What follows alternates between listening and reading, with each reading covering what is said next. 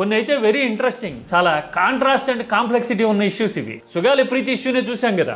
ఆ ఇష్యూ జరిగింది టీడీపీ హయాంలో 2019 ముందు. తీరా చూడబోతే ఆమెకి సాయం చేసింది, పరిహారం ప్రకటించింది, ఆదుకోవడానికి ట్రై చేసింది జగన్ హయాంలో. తీరా రాజకీయంగా అప్పట్లో పవన్ కళ్యాణ్ రంగంలోకి దిగి ఆరోపణలు చేసింది, రాజకీయ రాళ్లేసింది జగన్ ప్రభుత్వం మీద కదా. అంటే ఒక రకంగా సాయం చేసినా గానీ గాయమైంది జగన్ రాజకీయానికి. కానీ ఇప్పుడు తిరిగి తిరిగి అదే వ్యవహారం. సుగాలి ప్రీతి తల్లి అన్నా ఆదుకోండి అని జగన్ ని కలవటం, జగన్ సానుకూలంగా స్పందించారు, న్యాయపరంగా సహాయం చేస్తా అన్నారు. అన్నగారు ఇప్పుడు అదే చెప్పారు, మేము మీకు అండగా ఉంటాం, మా లీగల్ టీం మీకు అండగా ఉంటుంది అని ఇలా చెప్పడం చూశాం కదా. అంటే 3 ప్రభుత్వాలు, 3 టెన్యూర్స్. అప్పటి టీడీపీ 2019 ముందు, ఆ తర్వాత జగన్ ప్రభుత్వం, మళ్ళీ ఇప్పుడు కూటమి ఉంది, మళ్ళీ ఇప్పుడు జగన్ దగ్గరికి వచ్చి. అంటే ఏంటి, క్రానికల్ గా చూస్తే దీర్ఘకాలంగా ఉన్న సమస్యల విషయంలో జగన్ రెస్పాన్స్, పనితీరు ఏది ప్రభుత్వంలో ఉన్న అపోజిషన్ లో ఉన్న బెటర్ గా ఉంది అని సుగాలి ప్రీతి తల్లి రాష్ట్రానికి చెప్పారా? ఎలా అర్థం చేసుకోవాలి? ఆమెకి హామీలు ఇచ్చింది,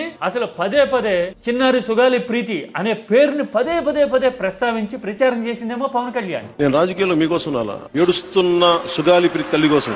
ఇప్పుడు ఆయన ఉప ముఖ్యమంత్రి లైమ్ లైట్ లో ఫోకస్ లో ఉన్నారు. రాష్ట్రం కంటే దేశం ముఖ్యమని దేశాన్ని కూడా సంస్కరించేందుకు ఆయన సిద్ధమవుతా ఉన్నారు. తీరా చూడబోతే ఒక ఆడకూతురు తల్లి జగన్ ఆశ్రయించడం అనేది చాలా కీలకంగా కనిపిస్తా ఉంది కదా. రాజకీయంగానే కాదు, సైకలాజికల్ గా, థాట్ ప్రాసెస్ పరంగా కూడా. అవునా కదా?